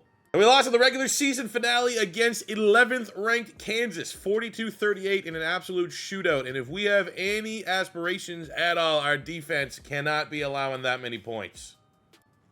Now we got a rematch from last year's Big 12 championship game, and we are taking on the... I like those jerseys. I don't want to say anything negative. I like Oklahoma State. They've given Canadian running backs a platform in college football. But the Cowboys are the reigning defending national champions. This is a huge game. This is a kind of game that we got 3 years left to rebuild. 8, 9, and 10. We win this one, I think that jumps our team up another level. Regardless of what happens in the college football playoff, which is a crapshoot, I think we win the Big 12.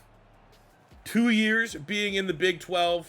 It's an absolute statement. First blood goes to the Hawaii Warriors, up 7-3. But we're kind of fading there a little bit. Oklahoma State gets a touchdown, and we are going to go into halftime tied at 10. Uncle, I want to go right back to the flying Hawaiian to make amends, but we will go in the other direction to Booker. Oh, no, what happened?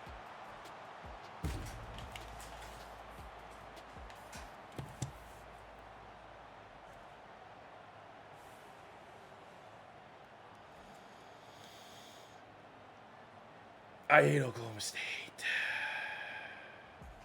Kind of weird we get running back of the year award goes to John Castellanos. The converted wide receiver in his first year at running back is thriving. Yards not quite there, but I guess he got it off the 15 touchdowns. And we have our ticket to the college football playoff against the number 6 Notre Dame Fighting Irish. And way back in year 1, we lost our first bowl game as a 6-7 Mountain West team to Notre Dame in the Armed Forces Bowl. Now it is time 6 years later to avenge that loss and go on a playoff run and forget that the Big 12 championship game ever happened. Let's go, able to knock off Notre Dame, and look at the matchup we got in the playoffs. White Lightning gets player of the week, 3 touchdowns, 100+ yards. Let's beat them. Let's exercise some demons. Fine. Back-to-back Big 12. We are going to deny you back-to-back national championships. But the Cowboys strike first. Hawaii equalizes. We are trading points here. Not a lot of defense in this matchup. 14-10. Sooners kick a field goal going into halftime. But we need to put the pressure on them. We miss the extra point. They get a touchdown. And they're a dynasty. They are unstoppable.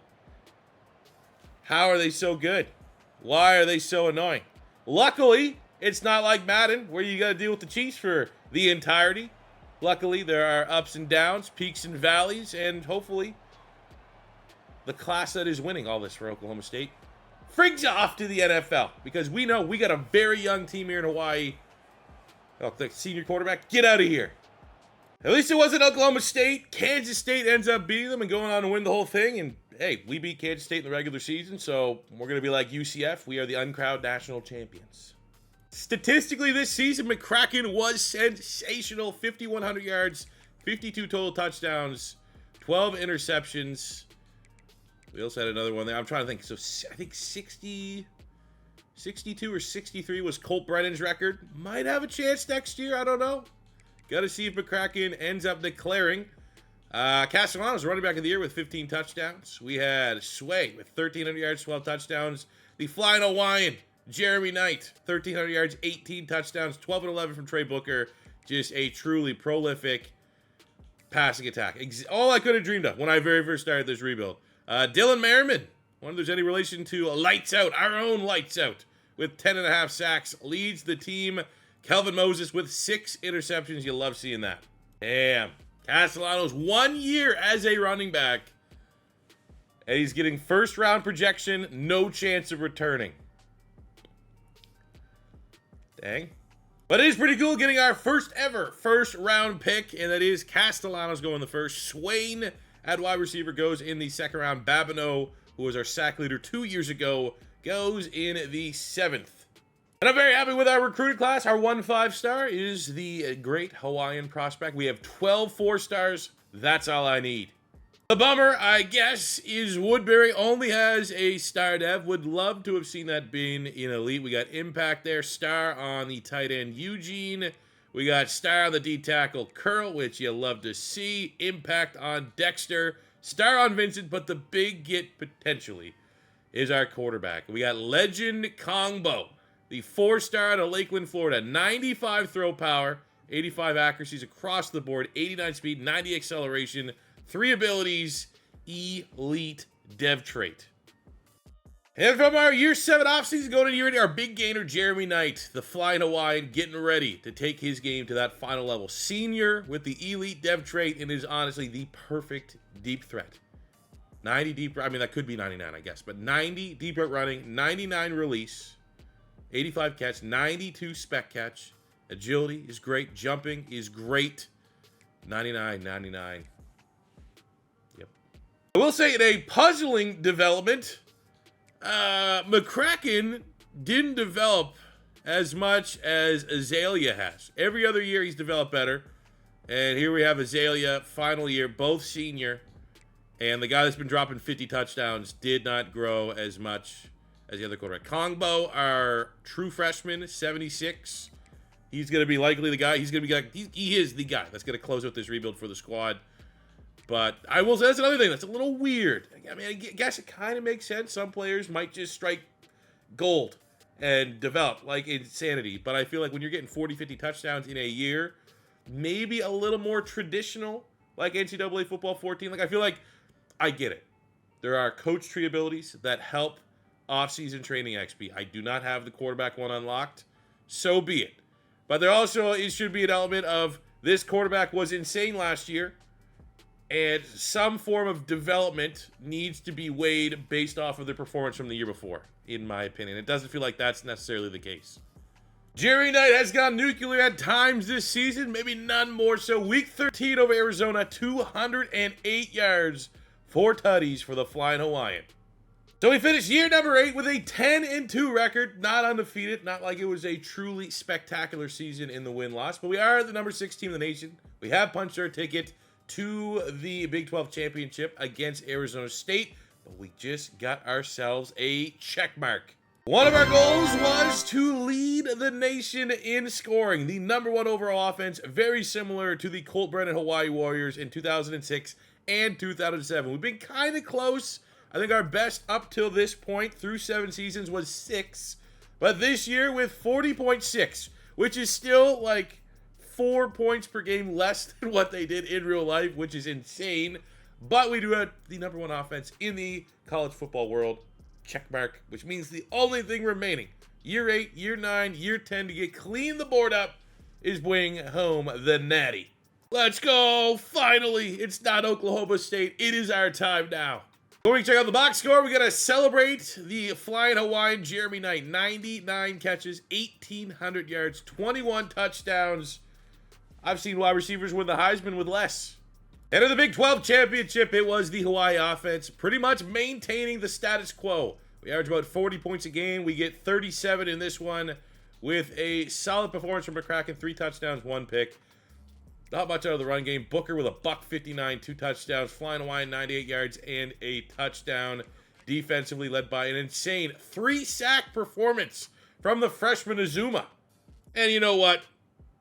We got robbed for Heisman. Let's just call it the way we see it. We enter the playoffs as the number 5 team in the nation, and we take on Wisconsin, who have the Heisman winner under center.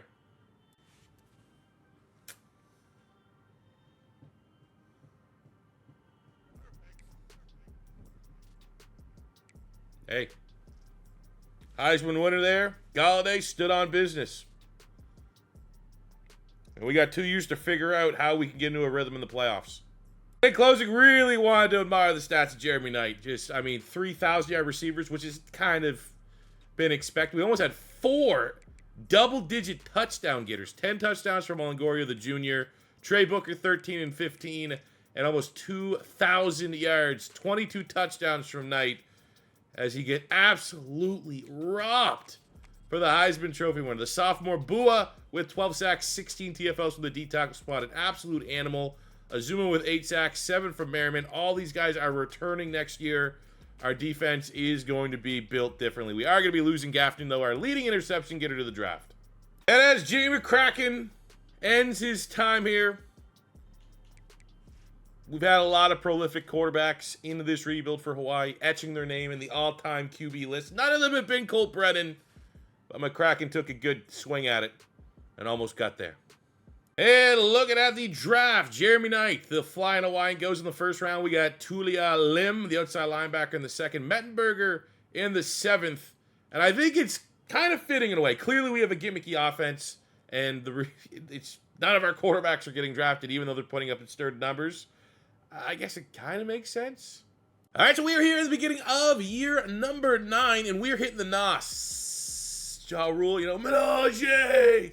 Because we're taking on the #1 team in the nation. We are number 9, which is a great ranking, but I want to take and try to get as fast from point A to point B to be the top dogs regarded in the world of college football.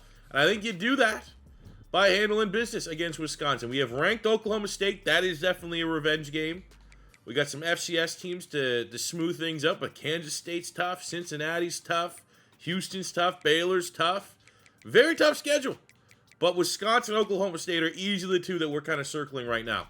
Also, I think as I play more rebuilds, I'm obviously going to develop my own little C4 meta of how I kind of approach the rebuild. And I do think like year 8, 9, and 10, where you're not going to get, the full development cycle of these players. Now, obviously, if you get a really good player, they're only going to be there for 3 years anyway. They'll leave as an underclassman. Hasn't really been a case for us yet here in Hawaii. But I definitely think now that we're in year 9 and year 10, super small classes, just get guys that are going to improve your team potential. Like you might get a guy that's going to be an 80 or something like that. So we are looking and trying to swing for the fences here with pretty much all top 100 recruits. Got the 2 token Hawaiians, just because, and they are at position E for like more depth roles, but we're going after 4-star running back here in Daniel Barnes. We're going after this freak of nature. He's probably the belle of the ball. We do need some help on the defensive side. We're going to need some potential day 1 freshman starters at safety and at pass rusher. And going to make some ground there, especially behind Baylor. But look at this dude. John Offenhuzzle. I will say, haven't had a lot of crazy recruits. Anytime I get a crazy recruit, obviously, I want to show him. He's got to act like the flying Hawaiian, 99 speed. We show him. This guy here, very unique. 6'6", 200 pounds. And he has 98 jumping, 89 spec catch, 92 acceleration, 93 speed. Like, that's another reason why I want to go beat Wisconsin. Because maybe that'll shift us above him in his top school. But out of all the freaks, this is probably the freakiest guy. Came year 9 of a rebuild. Better late than never, because if we can land him now, we're going to get him for year 10. I'm telling you, as a true freshman, this guy's getting on the field, at least as one of our 3 starting wide receivers. This is a big get, and I think if we can upset Wisconsin, that's going to help us a lot as far as his recruiting is concerned. All right, here we go. Down 10-zip. Legend Kongbo under center. Here we go. Nice little slant cheese. Get it started. It's his first start against the #1 team in the nation. No pressure, but this is the kind of pressure we need to see, because this is going to have to be the quarterback year 9 and or year 10. That has to get that last check mark on the board and win us a national title. We now go to the 4th quarter, down 3. In the middle there. Good release. Takes a massive shot on the goal line. But number 4, Talbot brings it down. All right, well, see what happens. Give up another touchdown. Get me out of here. All right, wasn't meant to be. And we exposed ourselves. Not the kind that gets you arrested for being, not Deshaun Watson, but more so is probably not legit. We probably just cost ourselves that wide receiver, the 6'6" freak. Thanks, fellas. Great start. We might have free fall down to 18, but we do have some news as we've taken over as the #1 school on Offenhusel's ranking over Wisconsin. Now, I am a little annoyed that for me, in my opinion, it's taken us all the way to year 9 to get like a recruit that like I want to follow and put in the presentation of this video. And you have to be like a truly special player. I think they warrant that attention. But we have fallen behind Wisconsin. And he came for a visit this week. It's not looking good. So we're going to try to hit him with the hard sell here. Championship contender, conference prestige, pro potential. I can give you all those things. Where's that at? Right here. Boom. Hit him with that. See if that can help us make some ground. You mother... You're dead to me. You are dead to me. Bust. Bust. So we just went through a rough breakup, losing that 5-star wide receiver. I've pivoted, and we've added 3 new 4-stars that I'm going to try and go get and prove him wrong. We have Derek Stewart. Similar build, honestly. 6'5", 93 jumping, 94 speed, 86 spectacular catch, 80 catching, 81 release. He looks real good. Gem player. We have James Gee. Deep threat, 96 acceleration, 94 speed, 81 catching, gem player. We also have Dontrell Cutler, 6 feet tall, 99 speed, 96 acceleration. So maybe at the end of the day, yeah, we missed out on the freak of nature 5-star. But if we can maybe in turn add these 3 players that can come in with these profiles that could potentially contribute to help us win year 10, maybe it'll be worth it. Oh, there's a 5-star. So we finished the season #9 in the nation, 3 losses. It's just, anytime there's like a somewhat competitive game, it's 50-50, when the reality with how good my team is, it should be like 80-20. But a win here in the Big 12 championship over the #1 ranked Arizona State Sun Devils should put us in a great position for the college football playoff as we look to try to achieve our last goal of winning the national title. But the pressure's on, because not only are we trying to upset the #1 team in the nation to win the Big 12, but if we lose, probably will bump us out of the playoff. So we start out hot, 7-zip. First points for Arizona State are a field goal. 2 straight touchdowns for Hawaii. Ooh, that's great opening field position. We get 3. Ooh, we are exercising those demons from that Wisconsin loss that potentially could have derailed this team. 35-10, second half. 2 quick scores from Arizona State. They're trying to make a game out of it in the third quarter. Luckily, we get an insurance touchdown late. 42-17, the #1 team in the nation, Arizona State, stick to being a party school, gets thumped by Hawaii, 42-17. Game ball probably going to Kongbo, the legend. Oh, yeah, baby. I mean, we should probably be top 5 going into the college football playoff now. But a second Big 12 championship, second in a row. We're peaking at the right time. Beautiful. We beat the #1 team in the nation, and we go up to 7? Only 7? We smacked the #1 team. Wait a minute, how far did they fall? That's what I think. How, okay, if we didn't move up that much, they didn't even, what? 3 spots. They fell 3, we only gained 2. Ridiculous. They hate Hawaii, and they hate what we've been able to build here. All right, the stage is set. A team that we have played a couple times here in this rebuild. Second round of the playoffs, because we had a first round bye. We are taking on the Fighting Irish. Oh, yeah. We beat Notre Dame, but we finally, in year 9, we unlocked strategist. The coaching tree aspect that we've been chasing since year 1. Year 9, we finally unlock it.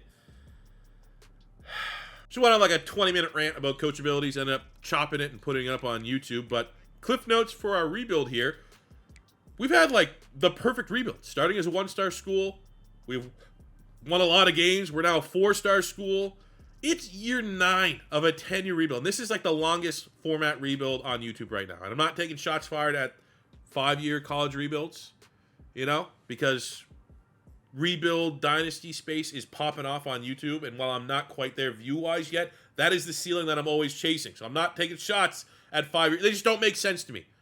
No college program, no 1-star is going to be fixed in 5 years. 10 years is like at best. I'm in year 9. And I just unlocked talent developer and strategist. And this is almost as perfect of a 1-star to become a great school rebuild as you can get. I'm not going to be able to enjoy any of talent developer that I just unlocked because I'm at the end of the rebuild. I'm not going to be able to enjoy or utilize any of the buffs in strategist because I'm at the end of the rebuild and I don't have even the points to like quickly unlock it to enjoy it for year 9 and 10 here.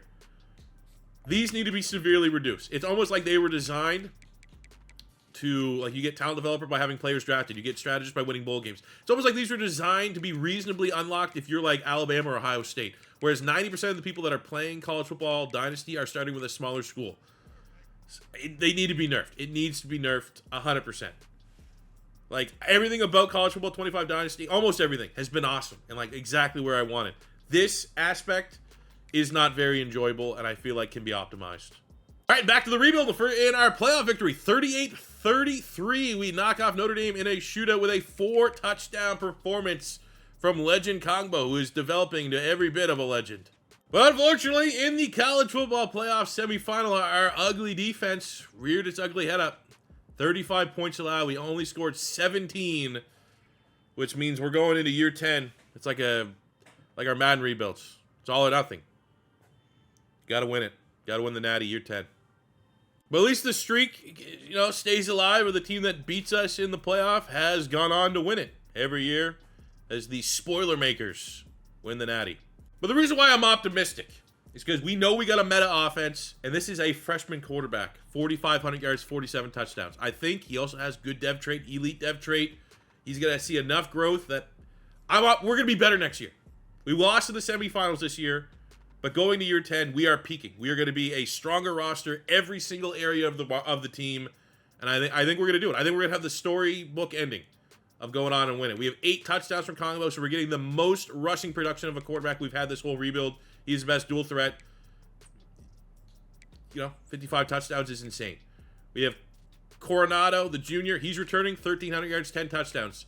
Todia, the sophomore, 23 receiving touchdowns, 1,100 yards. We are losing Longoria, so we're going to need one of those freshman wide receivers to step up, ideally, and take that place. Defensively, we're getting more sacks than we have at any other point in the rebuild. The junior Bua at D-tackle is a freak of nature. 13.5 sacks, 14 TFLs. Prude is partner in crime with 10. We're going to need to replace that. Interceptions, again, probably the most interceptions we've had in a single season. And a lot of these guys are underclassmen, so they will be returning as well. So because we are kind of backed into a corner here with our points, I think at this point, the best thing that we can get to push everything all in on year 10 is get as many tier 3s in motivators we can to get the off-season training boost. So I'm going to for sure get the quarterback boost to help Legend. I think we get the wide receiver tight end boost. I think we get the offensive line boost. I think we get the defensive line boost. And we're not going to have enough, but DBs would have been nice as well. But hey, our team is going to have a hell of an offseason. We have an opportunity here. Polanco, our 93 rated guard, do not want him to leave. We are trying to win it all, so we're going to persuade him. And he does stay. Let's go. We end up sending 2 players to the league. Linares, who has been our best linebacker, round 3. Merriman, who's been a really nice pass rusher for us, consistent, goes in round 6. Our final recruiting class for Hawaii goes at number 31 in the nation. Not bad. Again, severely less commits, but 3 5-stars, 7 4-stars. Happy with it. Didn't get the best dev trait roles from our class, but again, expectations like Stewart, he might be a starter just because of who we lost in the draft. He's a star dev, which ain't bad. We do get the elite dev trait on Littlejohn, who also might be a starter as well. But the only elite that we got in the class. Couple impacts, couple stars. I have noticed, man, I mean, maybe it's a balancing thing, but not a whole lot of 5-stars tend to also roll with an elite dev trait. Like, look, Velasco is the #1 player in the nation. He gets impact. He's not even a star. But into year 10 of the rebuild, looking at our training camp results, get some pretty good growth and development. Woodbury, the #1 recruit from Hawaii, is up to an 86, which is nice. Obviously, some of our underclassmen wouldn't have gone up any, but our corner room actually took good growth. I thought we were going to have a couple starters that weren't even an 80 overall threshold. We got some nice depth at linebacker. D-line Bua, who's been our most productive player returning. He's up to a 90. A lot of depth there on the pass rush. No, maybe no S-tier pass rusher, but we know we can get after it. The offensive line is definitely where this team's bread and butter is. Cummins at right tackle, 90. 96 for Polanco, who convinced to return to school. 88 center in the inside. 97 guard, Mitoga. And our left tackles are in the high 80s as well. Just didn't really have any growth here during training camp. We got some depth at tight end. Probably the best and healthiest our tight end room has looked the entire rebuild. Wide receiver. Maybe not the exact development, but we got a 20-plus touchdown returning, so a bona fide wide receiver one, regardless of the fact that he's not like a 97 or anything crazy like that. Our running back got gigantic growth in Fabian Crocker, +5. He was an 84 last season, so that's nice. And he's a receiving back, so he's a weapon. We kind of class him in and group him in with the receivers. And all eyes are on Legend Kongbo. He is going to have to step up because he's going to have to be the man, the quarterback that brings this team a national championship. Elite dev trait for 6'5", 191, 98 throw power. The agilities, the elusiveness are off the freaking charts. Accuracy, you know, he's not a perfect quarterback. Wasn't like he was a 5-star generational type recruit. So that is very much a work in progress. But the scrambling ability and the arm talent, undeniable. I think he can get the job done and bring us a national championship. At the buzzer, Hollywood fairy tale ending year 10. Year 10, we open up as number 10 in the poll, so not a lot of ground to make up. We don't have to go undefeated. We don't have to win the Big 12. We just got to make the college football playoff. And our ratings, we are peaking at the right time. 92 overall with a 94 offense, 92 defense. We finish on year 10, good ranking. We finished number 4. We go 10-2 on the season, which I don't think there's a lot of people out there yet that understand. Like, if you haven't got your hand on the game, and you're comparing it to NCAA Football 14, going undefeated in NCAA Football 14 was almost like required because obviously the college football playoff didn't exist, and maybe you could squeak in with 1 loss. 2 losses, you'd be done. It is so hard. I have 1 undefeated season in 20 years rebuilding. We lost. We slipped up. Close one against Kansas State, who at the time was ranked. We did lose in inexplicable, like, we got pumped by TCU. But even though we are 10-2, the number 4 team in the nation, we are not in the Big 12 championship. Our 2-year streak over the Big 12, we are 3rd in the standings behind TCU and Arizona State. Brutal. But we do make the college football playoff, which is all that matters because we do need to win the national championship, and we start against the Washington Huskies. To get past Washington with an elite performance from Kongbo, 499 yards and 4 touchdowns. That might be the most passing yards I've seen in a sim. We have a close, of course, with Virginia Tech in the quarterfinal. It wasn't even close. And I mean, when your quarterback goes for 500 yards, probably wasn't. But 499, 4 touchdowns for Kongbo. Also had another 50 on the ground and a rushing touchdown. He is a weapon. Coronado, 259 on 15 catch. He is our slot wide receiver, which does tend to be the spot that eats the most in our sim. Defensively, Bua has been out. He's been Aaron Donald. He's been the Hawaiian Aaron Donald. Insane. 238, 3 touchdowns for Todia. As we get a chance to avenge our earlier loss to TCU in the semifinal of the college football playoff, which is the furthest we've made any year. What better time than year 10 to be peaking? We now got Virginia Tech 34-24. And usually it's been our defense that's kind of falling apart in some of these big playoff games. And they're playing well, but our passing offense is S tier, 350, 3 touchdowns. We saw the insane performance from Todia. That's on the outside too, which is more impressive because I mean, slot wide receivers, regardless of Madden college football, they're always really, really good. But look at the defense too. We got a lot of pressure led by a sack and a half from Bua. Let's go. Fairy tale ending. Like a movie. Woodbury, 3 tackles, gets player of the week. Maybe had like a fumble recovery. And Todia is on fire. Back-to-back player of the week performances. The Hawaii Warriors are in the national championship game against the Oklahoma Sooners, and you know we're hopping on the sticks for this one. And it was very close against TCU to get to the national championship game. 34-31, 4 touchdowns from Kongbo. Rushing game, he did throw in another rushing touchdown, so 5 total for our legend under center. Todia with the player of the week performance. You love to see that. Defensively, Bua is just absolutely unstoppable. A man possessed. And obviously, the national championship game stats get thrown in, but you know, we're close. We might break it, honestly. 63, I believe, is the record by Colt Brennan in a single season. Now, he didn't have the college football playoff going on, But if we get 3 touchdowns for Kongbo in the Natty, 4, he will have, and in top, Colt Brennan. It's not an official challenge, because with all due respect, Colt Brennan, he should always be at the tippy top of that stat mountain. But it's something to keep in mind on the back of our head. And, you know, OP offense. It is what it is, man. Very, very good. We get... It gets used against us because I haven't had a Heisman winner, and I'm putting up clearly Heisman-level production. Everyone hates the gimmicky offense here in Hawaii, but it works. It freaking works. We got 15 touchdowns from Crocker, so very much a complimentary player. 1,700 yards, 18 touchdowns for Coronado. 1,600 yards, 21 touchdowns for Todia. We have almost 914 from the freshman Derek Stewart, who was the guy we had to, pivot to. And, while we're here, because 914. What about the guy that we missed out on that went to Wisconsin? What kind of year did he have? Huh? Did that guy do anything notable? Did he just sit on the sidelines? Did he play? Sucks to suck. Defensively, Samia, linebacker, led the team with 103 tackles. The pass rush, though, Bua. I mean, that guy there is going to be easily a first-round pick. 62 tackles, 18 TFLs, 14 sacks. We got 16 and 8 from the junior Estes. You'll love to see interceptions. Not as many as we've had years past, but a standout in the sophomore George Knight, getting 5 picks on the season. Okay, now to kind of recap what kind of records we've broken. Receiving yards in the season went to the Flying Hawaiian. Last season, I must have missed that with 1,900 yards. Love seeing that. This year, Todia with 23 touchdown catches has set a single season record as well. And overall, Bua on the D-line is now the career leader in Hawaii sacks. The Flying Hawaiian has the most touchdowns. Jimmy McCracken with 135 touchdowns retires and surpasses Timmy Chang and Colt Brennan all time. Brazil was quite the interesting player. Remember way back in like the first, he was the original roster.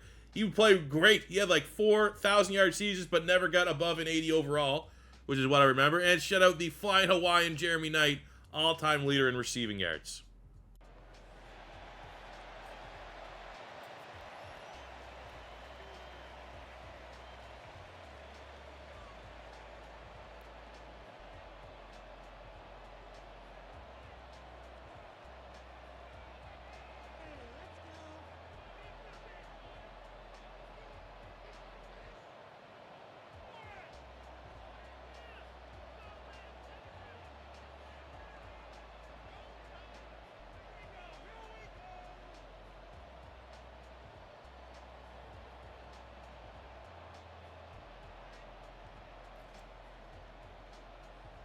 Let's go, baby. National championship time.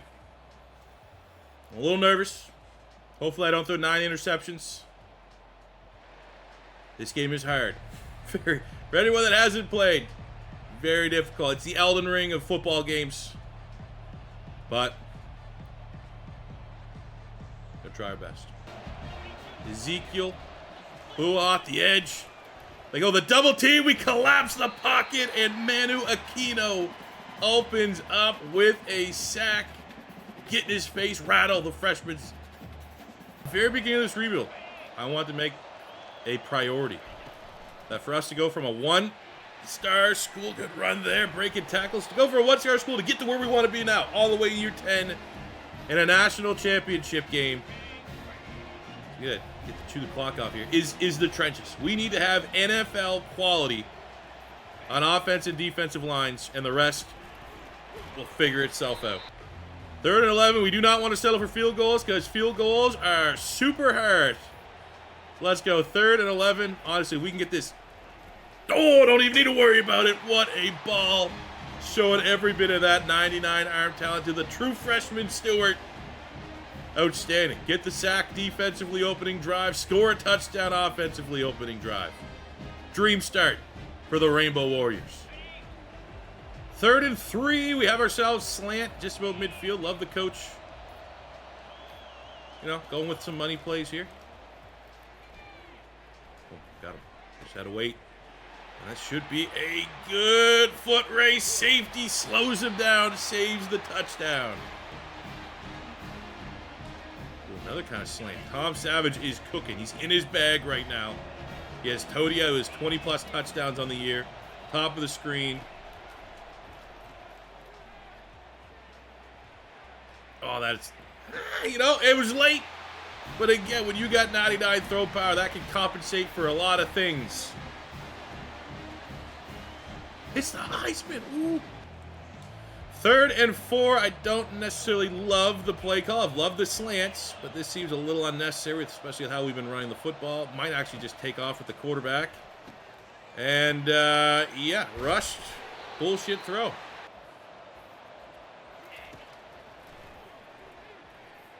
Give me that. Give me all of that. What an interception. Dunk on him.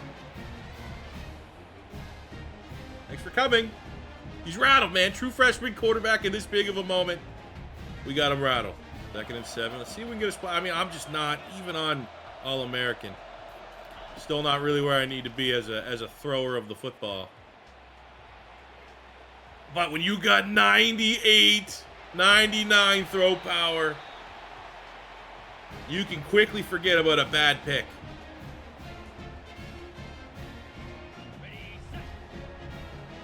But here's where I'm definitely, even though we're an air raid offense, I'm a lot more comfortable throwing the football here. Running it, I mean, not throwing it. Throwing it, that would be a pick. Direct snap to the running back. And this is going to have to be an absolute choke job.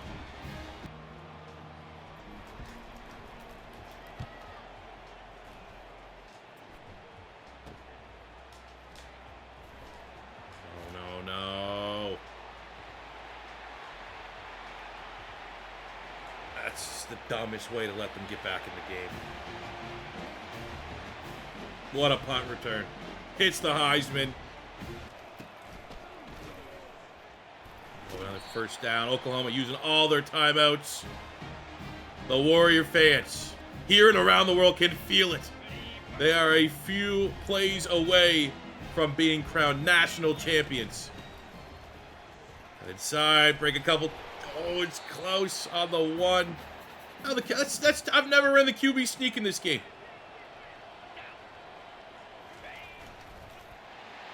Pretty good. Pretty good. Not quite tush push. Wish the tush push was here. Dagger. Features in this game. You only gotta kneel once. Give me the board. Give me the check mark. Year 10 Hollywood ending for the Warriors. Not just any Warriors, the Rainbow Warriors, which, to be honest, we need. This is still pre-release. Can we please get the retro Hawaii jerseys in the game? Those are classic. Those are S tier. I was honestly a little bit bummed out that they didn't have the rainbow jerseys, but Coach Tom Savage has taken another dynasty to the national championship. First, we did Florida. If you haven't checked that out, go watch it. Next, Hawaii.